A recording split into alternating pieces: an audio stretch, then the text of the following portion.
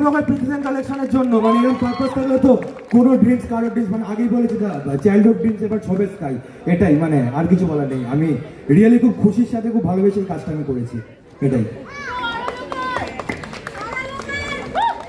Thank you so much. কালকে আমরা opportunity পেয়েছি আর তোমাদের জন্য গানটা বানানোর জন্য, তো হ্যাঁ আমরা রাজ্যকে বানিয়েছি, তো ইটস ওয়ার্থ ইট। তো thank you so much, thank you সবাই। একটু নিজেদের জন্য জোরে হাততালি, তোমরা আমাদের এত অ্যাপ্রিসিয়েট করছো। Basically it's a great initiative.